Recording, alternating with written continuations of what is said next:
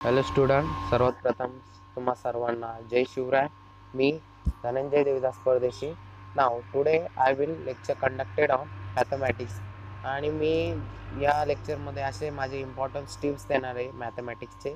कारण की मी जे पण देतो ते एकदम इफेक्टिव्हली देतो आणि मी जे देईल ते उद्याच्या पेपरला नक्की राहील एवढी मी गॅरंटी देतो. कारण की मला आत्तापर्यंत मॅथला सगळीकडे आउट ऑफ मार्क आहे आणि चांगल्या प्रकारे मार्क पडलेले.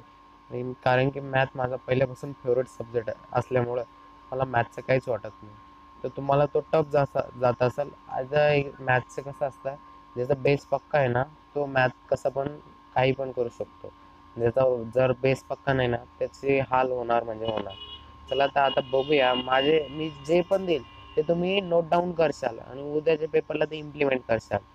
आणि वाटलंच मी जे तुम्हाला राईट डाऊन करून देणार आहे तेच उद्याच्या पेपरला राहील असं गृहीत धरून चाला आणि ते गृहीत धरून तुम्ही लिहा. चला तर मग आता आपण बघूया.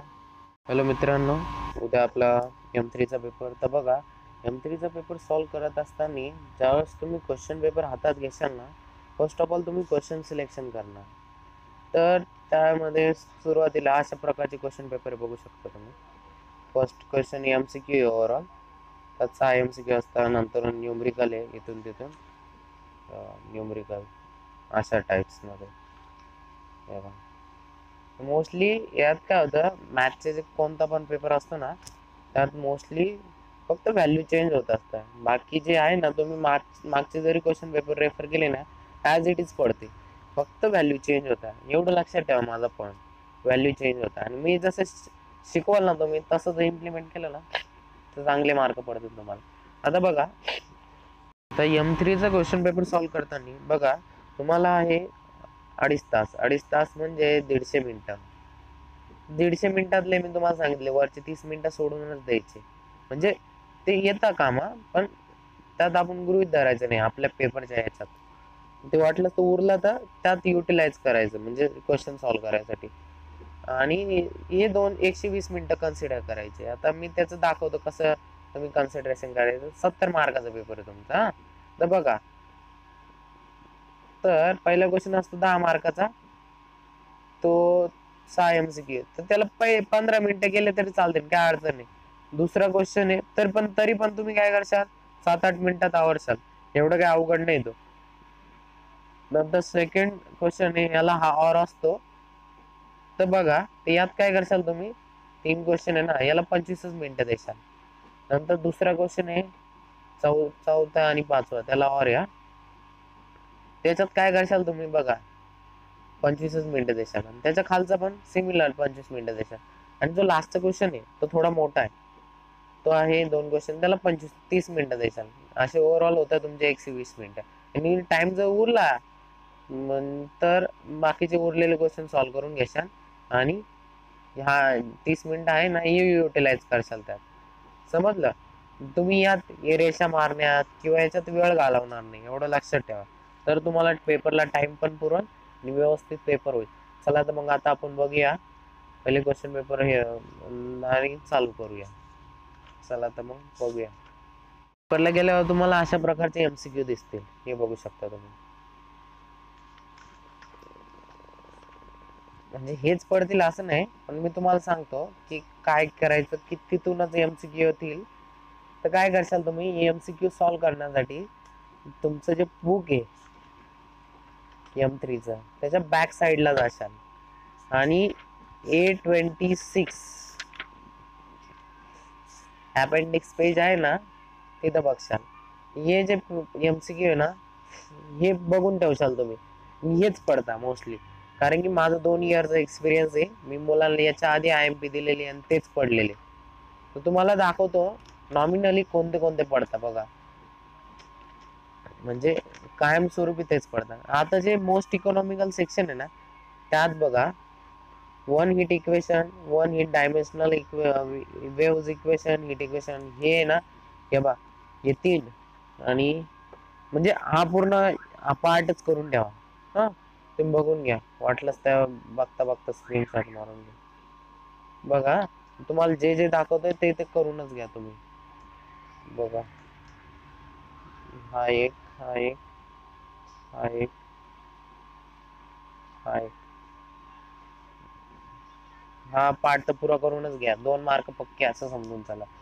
आणि जो वरचा आहे ना वेक्टर मधले पण ऑल MCQ चेक करून घ्या, वेक्टरच्या चॅप्टर मधले.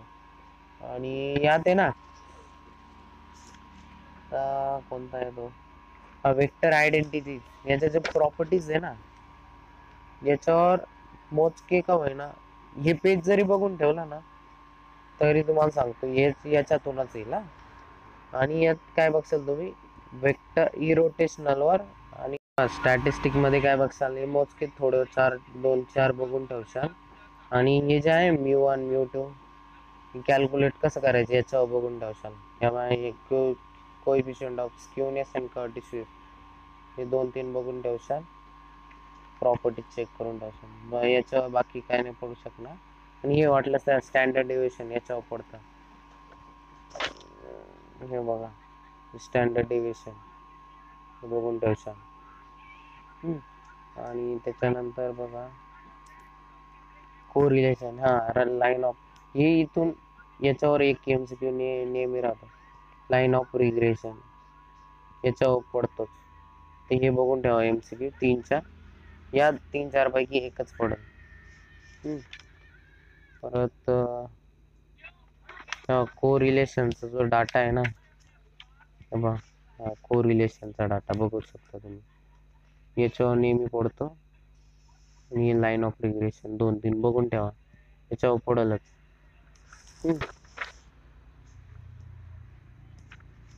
आणि ह्याच्या प्रोबॅबिलिटीवर हे 2-3 टाइप्स करून ठेवा. कॉइन्स फेकल्यावर काय होतं म्हटलंच तर हेच बघा किती आहे. हे एवढे 8 करून ठेवा.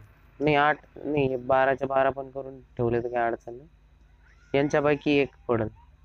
बाकी फक्त कंडिशन चेंज झाली द्या बा. इथं 6 बॉल आहे ना, 6च्या जागी 7 होईल, एवढंच नॉमिनल चेंजेस राहील.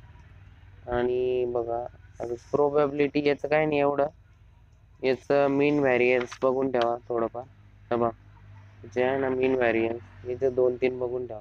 आणि पॉइझन प्रोबॅबिलिटी एवढंच, बाकी काही नाही. आणि यात बघा यात काही नाही बघण्यासारखं. यात मोजके बघून ठेवा. यात प्रॉपर्टीज बघून ठेवा मोजके, टँजंटची काय असते याची काय, हे 2-3 बघून ठेवा. यात पण हे इक्वेशन 2 इक्वेशन बघून ठेवा. हे नाही. परत हे बघा यात काय बघशाल तुम्ही कर्ल्स मध्ये हे वेक्टर प्रॉपर्टीज बघून ठेवशाल. सॉलिनॉइडल इरोटेशनलचे फॅक्टर इक्वेशन बघशाल. आणि डायरेक्शनल डेरिव्हेटिव्ह पडतो. आणि हे बघा हा एक पॉइंट बघून ठेवा डायरेक्शनल डेरिव्हेटिव्ह मध्ये. परत A42 मध्ये डायरेक्शनल डेरिव्हेटिव्हचे वेक्टरचे 2 हे बघून ठेवा. आणि आता बघा डायरेक्शनल डेरिव्हेटिव्ह फाइंड आउट हे त्याच्यात ऍड केल्यानंतर काय होतं ते बघून ठेवा. असं 2 हे बघून ठेवा. आणि हे 4 MCQ बघू शकता तुम्ही. डायरेक्शनल डेरिव्हेटिव्ह याच्या बाहेर येणार नाही. तुम्ही पुस्तक जर हातात घेतलं ना बरोबर तुम्हाला समजून जाईल. हे वेक्टर प्रॉपर्टीज आहे ना बघून ठेवा. एवढं इथपर्यंत 10 MCQ बघून ठेवा. 10 पर्यंत 10 नाही सॉरी इथपर्यंत बघून ठेवा. 16 MCQ फक्त नजर घालून ठेवा, म्हणजे तुम्हाला उद्याच्या पेपरला नक्की फायदा होतील. आणि 10 आउट ऑफ 10 मार्क भेटतील एवढी मी गॅरंटी देतो. आणि हे बघा हे तर पुरेच बघून ठेवशाल वेक्टर इंटिग्रेशनचे. वाटलंच MCQ पाठ केले तरी काही अडचण नाही. हे बघा याच्यात तर ओव्हरऑल पूर्ण येतं. ॲप्लिकेशन पार्शियल इक्वेशन हेच पडतात, याच्या पलीकडे जाणारच नाही. बघू शकता MCQ पाहण्यासाठी म्हणजे MCQ सॉल्व करायसाठी हे इक्वेशन कंपल्सरी राहतं. या 3 पैकी एक येतं 2 मार्काला. तर बघा यात काय चुकतं मुलांचं, वेव्ज इक्वेशन आणि हीट इक्वेशन मध्ये चुकतं मोस्टली. तर बघा वेव्ज मध्ये आणि हीटचा फॉर्म्युला मोस्टली सेमच आहे, पण जे मोस्ट इकॉनॉमिकल सेक्शन ते चेंज होतं.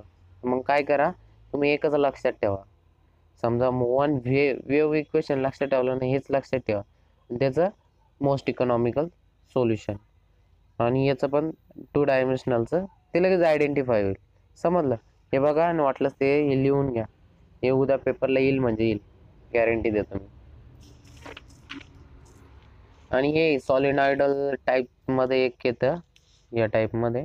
तर बघा काय करायचं असतं, म्हणजे तुमचा जो समजा डॅबा बाय एफ बार असतो ना, तर काय करायचं त्याचं जो डेल आहे ना, डेल फाइंड आउट करायचं राहतं, म्हणजे त्याची व्हॅल्यू फाइंड आउट करायचं राहतं.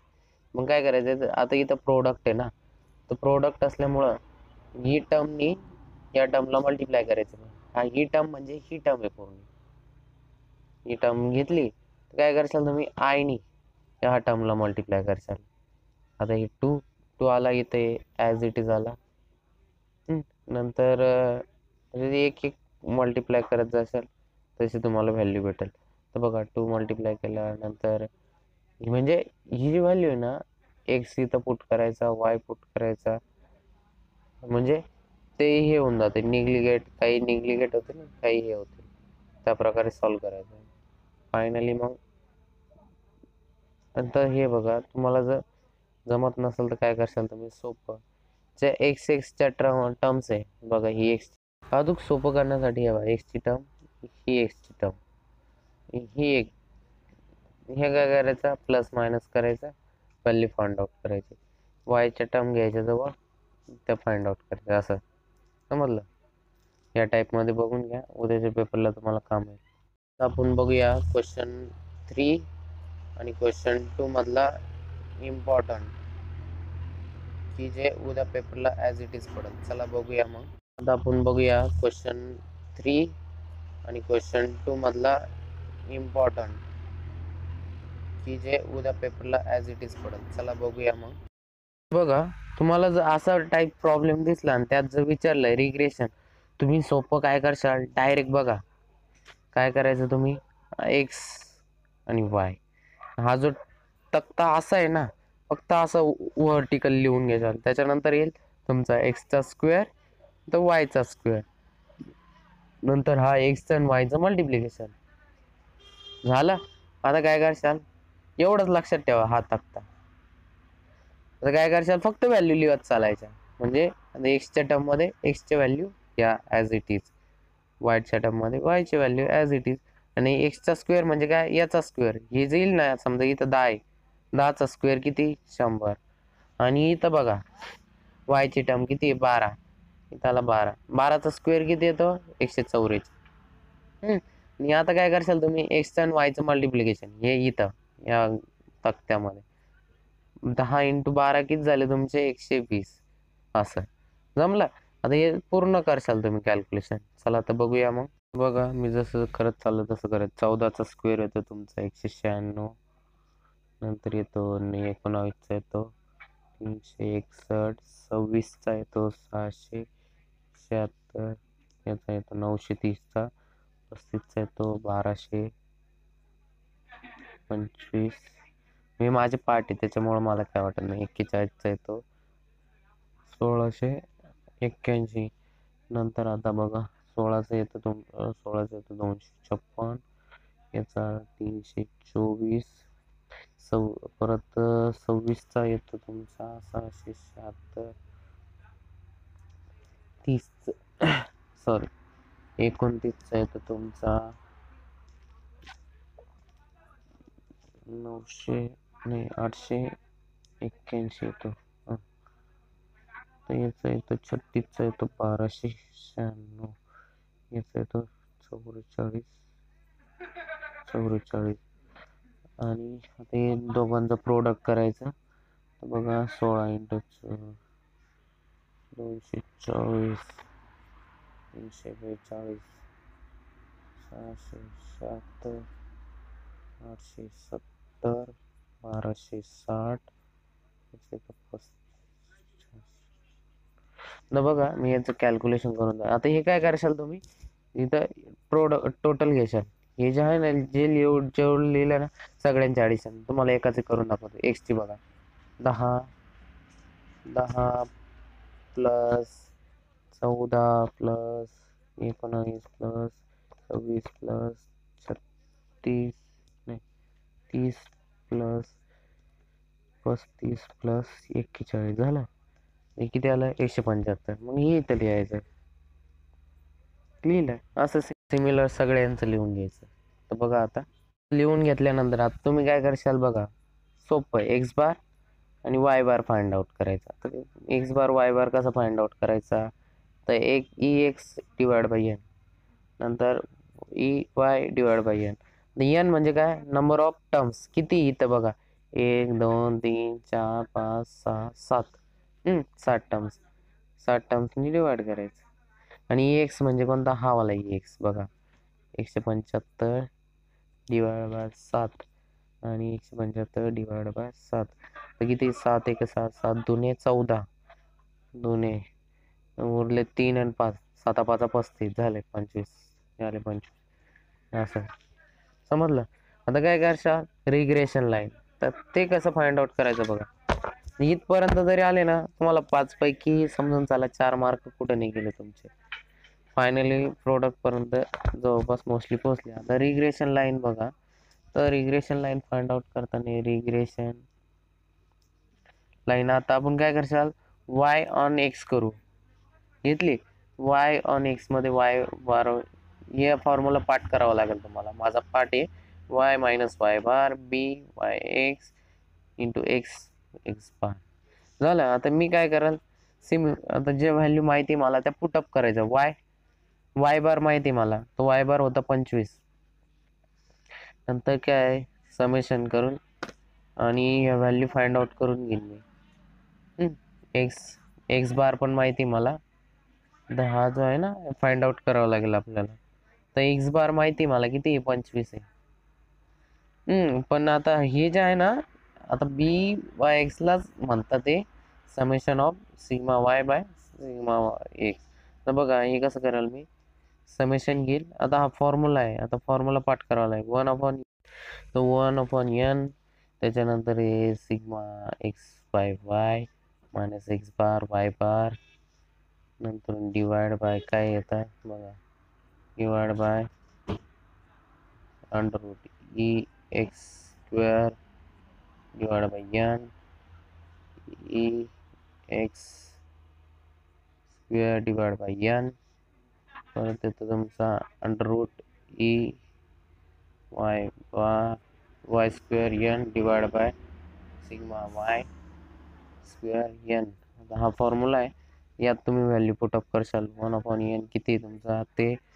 आणि आता बघा अशा टाईपमध्ये आलाय कॅल्क्युलेटर बघा. आता ही व्हॅल्यू फाइंड आउट करून दाखवतो. काय करशाल माझी टेक्निकच अलग आहे बघा. अंडर रूट घेतला किती तो 109.40. नंतर येतं परत अंडर रूटमध्ये हाच घेतलं. याला अंडर रूट कितीने मल्टिप्लाय केला 86/57. याला 96/92 डिवाइड केला किती आला 0.992. किती आला तुमचा त्याला 0.992. हे असं फाइंड आउट केलं तर तुम्हाला 5 पैकी 5 मार्क भेटून जाते. हे भरपूर पुढे आहे पण तरी पण इथपर्यंत यायचा प्रयत्न करा. इथपर्यंत जरी आले ना तुम्हाला असं समजून झालं 5 मार्क पण भेटून जातात. हे असं सॉल्व्ह करून घ्या. बघूया आपण नेक्स्ट क्वेश्चन. तर बघा ह्या टाईपचा एक क्वेश्चन असतो. तो असतो बेस ऑन मुवमेंट लॉज मुवमेंटवर असतो म्यू1 म्यू2. आता बघा तो जी सिस्टीम आहे ती कशी आहे बघा एक्स वाय ह्या टाईपमध्ये क्वेश्चन येतो. अशा टाईपमध्ये असतो हा क्वेश्चन येतोच. तो कसा सॉल्व्ह करायचा तो बघा. म्हणजे हा न्यू नंबर चेंज राहील फक्त.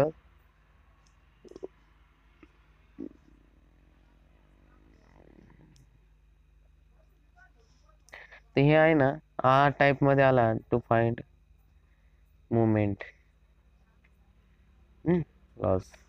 तर काय करशाल तुम्ही याच्यात मध्ये फक्त हा एक तक्ता लक्षात ठेवा, काहीच नाही.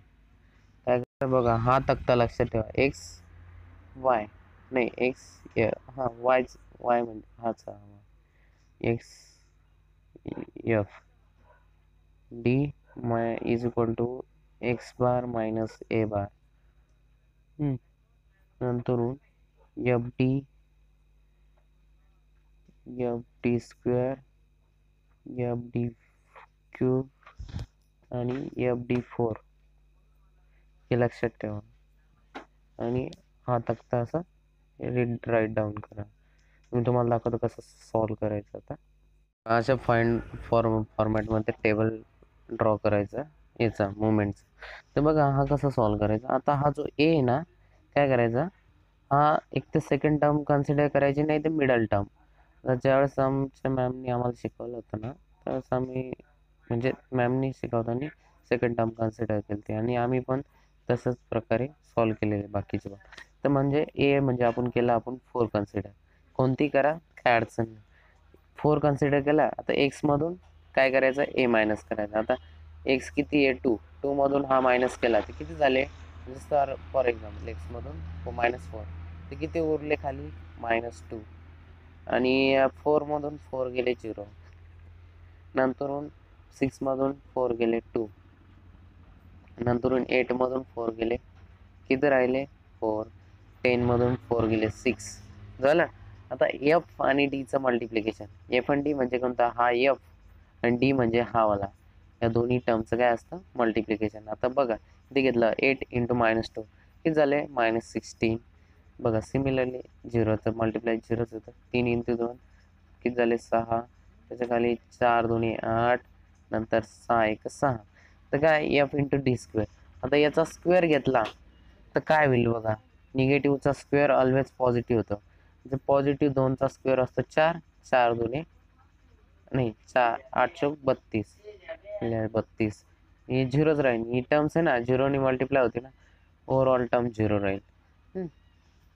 सिमिलरली असं पुढचं सॉल्व आउट करून घ्यायचं, नंतर काय करायचं याचं समेशन करायचं.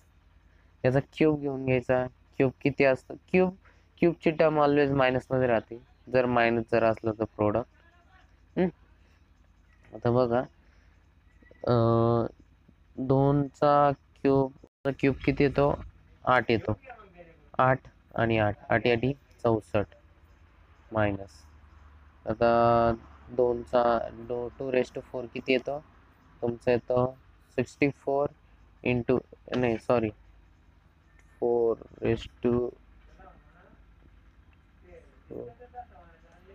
16 इंटू किती आलं 128. आता झालं 128. ओके. असं सिमिलरली फाइंड आउट करून घ्या, नंतर समेशन करायचं आपल्याला. बघा याचं समेशन केलं आपण तर काय होईल बघा, 8 + 6 3 + 2 याला 20. असं सिमिलरली केलं. चला तर आता बघूया आपण नेक्स्ट. हे सॉल्व झाल्यानंतर असा फॉर्म्युला यूज करायचा μ1 r. तर μ1 r घेतला, μ1 फाइंड आउट कसं करायचं बघा. सिमिलरली EFT हे सगळं बघा अशा प्रकारे सॉल्व आउट करून घ्यायचं, नंतरून सगळ्यांची ॲडिशन घ्यायची. तर असं त्याच्यानंतर बघा μ1 r कसा EFD डिवाइड बाय EF. आणि μ1 2 म्हणजे कोणता, म्हणजे μ-2 μ-3 μ-4. हे कोणते बघा, काय इथं सिमिलरली सेम राहील, फक्त एफ डी स्क्वेअर म्हणजे हा इथं हाय राहील. नंतरून त्याच्या खाली हा सारखा सगळीकडे सारखा, फक्त ही टर्म राहील ना, ही टर्म समजलं. μ3 मध्ये EF D cube divide by EF, याच्यात EF d⁴ किती आला EF. तर EF सगळ्यांना माहिती किती आलाय. तर बघा EF किती येईल तुमचा, तर बघा तर EF येईल हा आहे तुमचा EF किती येईल 20.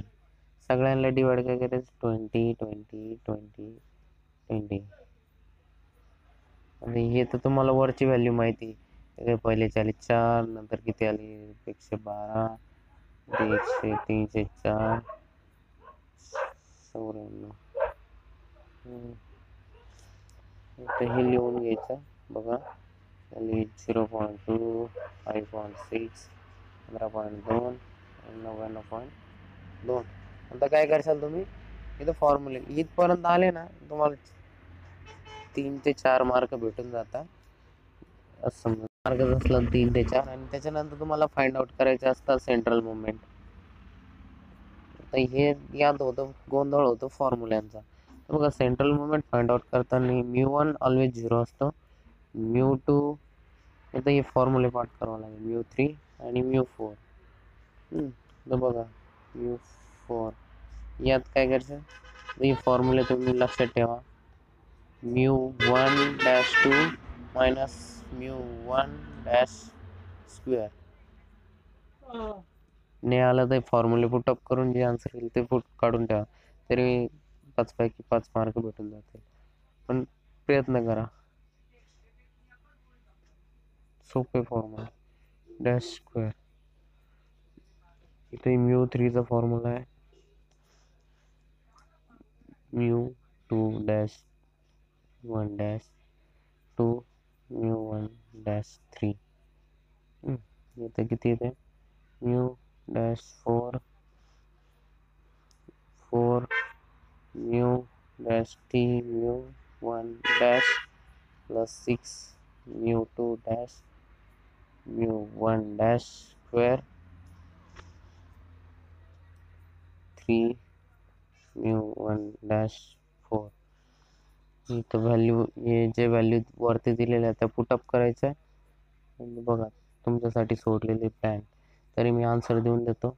याचं 8.7. तुम्ही फाइंड आउट करून घ्या व्हॅल्यू पुटअप करून. याचं आहे 11.85. मी वरचे ते 5 पॉईंट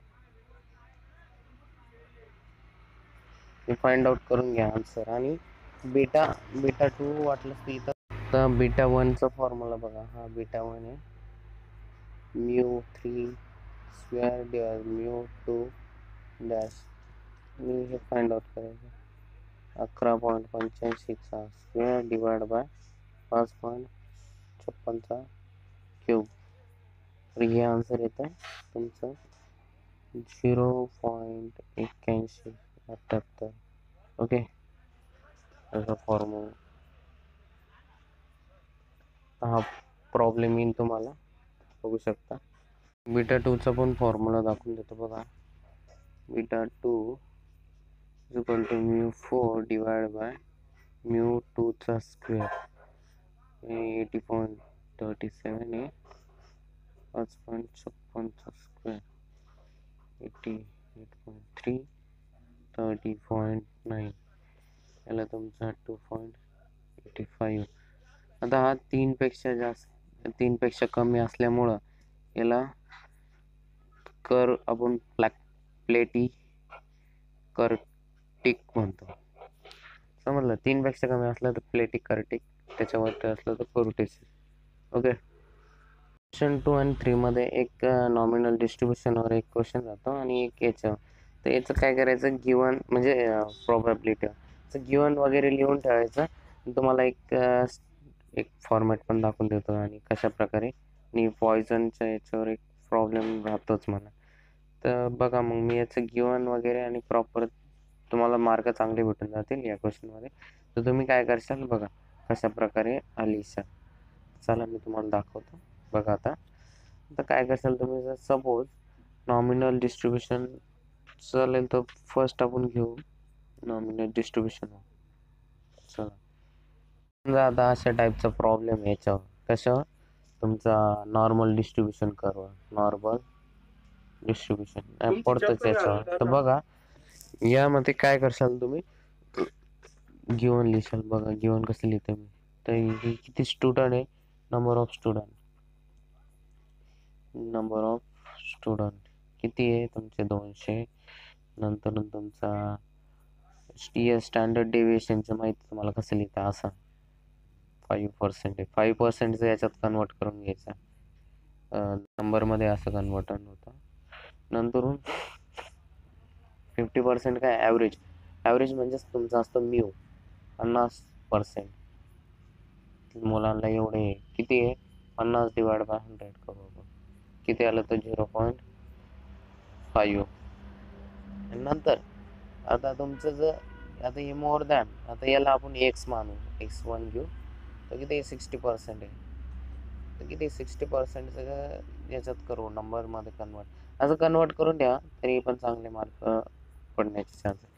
तर याच्यानंतर काय विचारले आपल्याला, how many student accepted, find काय हाऊ मेनी ते लिहून ठेवा. ते झालं त्याच्यानंतर काय करसाल तुम्ही, तर बघा Z1 हा फॉर्म्युला पुटअप करायचा, x1 minus mu divide by sigma करायचा, किती x1 किती तुमचा बघा किती दिले 0.6, म्यू किती आहे तुमचा 0.5 डिवाइड बाय सिग्मा, सिग्मा किती आला तुमचा 0.005. तर बघा आन्सर आला तुमचा 2. तर बघा आता एरिया फाइंड आउट करायचा आहे कसला याचा, तर मग ती डायग्राम बघा कशी येते, अशा प्रकारे येते. तर बघा म्हणजे कसं काय आली आता ही अशी, तर जे टोटल 100 स्टुडंट आहेत त्याच्यामध्ये 60% अबो आहे आणि बाकीचे किती आहे म्हणजे 50% ॲव्हरेज आहे. मग आपण अशा प्रकारे डायग्राम घेतलेले. तर मग आता बघा FY समजा इथं हे काय म्हणता एक्स म्हणजे झेड मानू याला आणि याला Z1 मानू. तर काय करशाल आता बघा, तर काय करायचं एरिया करस्पॉन्डिंग याच्या अबाउट फाइंड आउट करायचं आपल्याला. तर काय करायचं, आपल्याला माहिती आहे आपला जो एरिया आहे बोललेलं आहे की काय मोर दॅन 60%ला स्टुडंटला ॲक्सेप्टेड आहे हा चांगले मार्क. तर आपण मोर दॅन आहे ना, मग आपण कशा प्रकारे मांडू अशा प्रकारे, म्हणजे याच्यापेक्षा जास्त आहे अशा प्रकारे. तर बघा मग काय करू आपण, P इज इक्वल टू म्हणजे याच्यात घेऊ आपण ब्रॅकेटमध्ये Z1 मोर दॅन आहे ना, म्हणजे आता हा झेड आहे आणि हा Z1 आहे. Z1 काय मोठा आहे झेड बारपेक्षा, म्हणजे हा 60% आज समजून चला घेतला. आता P घेतला तर काय करू आपण, P ची व्हॅल्यू माहिती आहे आपल्याला, P ची व्हॅल्यू किती, P म्हणजेच तुमचा असतो हे काय म्हणतो त्याला, हा वाला P कुठे गेला तो, म्यू. म्यू म्हणजेच तुमचा आहे P, समजला. P घेतला. आता एरिया वगैरे इथं व्हॅल्यू पुटअप करून आपण फाइंड आउट करून घेऊ. अशा प्रकारे येईल ते. आता P डॅश घेतला तर Z1 is equal to Z is equal to झाले 5. आता याची व्हॅल्यू पुटअप करे, एरिया किती इथं आणि ते आली तुमची 0.47 आणि 0.228. बघा टोटल नंबर किती होते 200 टोटल स्टुडंट होते आणि याला हे मल्टिप्लाय करायचं 2.08. हे आता आन्सर आले आपल्या 46 स्टुडंटला अप्रॉक्सिमेटली तेवढे मार्क पडतील, समजलं. अशा प्रकारे सॉल्व आउट करायचं, एवढं लक्षात ठेवा. वाटलं इथपर्यंत जरी आले ना तुम्ही तरी तुम्हाला चांगले मार्क. आणि हे डायग्राम काढून ठेवा, हे नाही जमलं तरी, हे जमलं तर वेल अँड गुड. चालेल. प्रॉब्लेम तुम्हाला आहे ना याच्यावर कशावर आपलं प्रोबॅबिलिटीवर याच्यावर दिसेल काय, पॉइझन डिस्ट्रीब्युशन. याचं काय करशाल तुम्ही, हे ॲज इट इज डाटा लिहून ठेवशाल, म्हणजे काय झालं गिवन तुम्हाला सांगितलंय तसं. कोणता P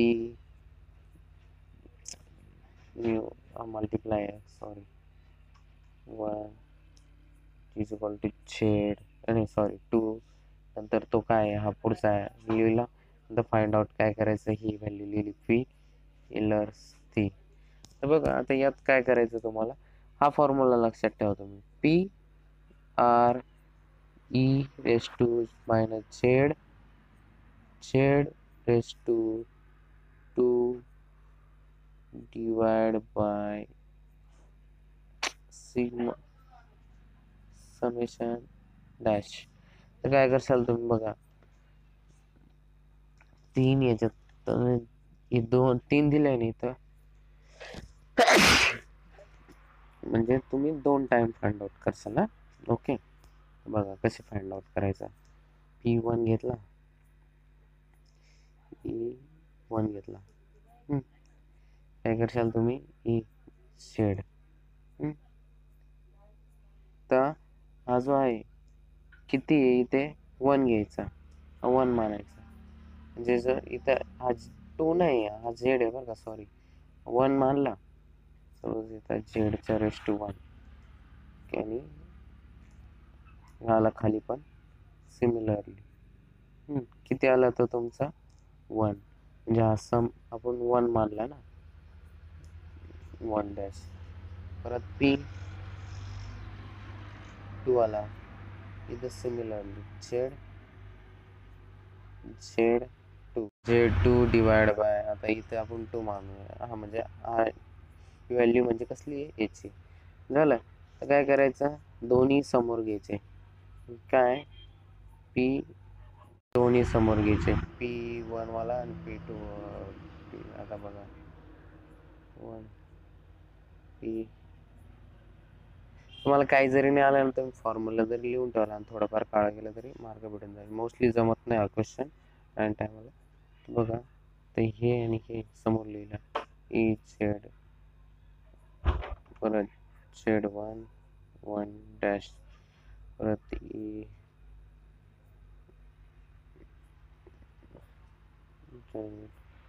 Z2 divide by Z2 I. काय झेड हा 1 आणि हा 2, काय आला Z2 1. म्हणजे काय आलं माहिती का, स्क्वेअर म्हणजे हा 2 हे होऊन गेला, निग्लेक्ट होऊन जातो. याचा स्क्वेअर घेतला 1 आला. झालं तर P3 कसा फाइंड आउट करायचा, सिमिलरली 3 आला, किती आला ई डॅश. झेडची व्हॅल्यू तर भेटली आपल्याला, इथून किती आला तो इथं 1. ही इथे झेड पुट करतोय बघा, समजलं.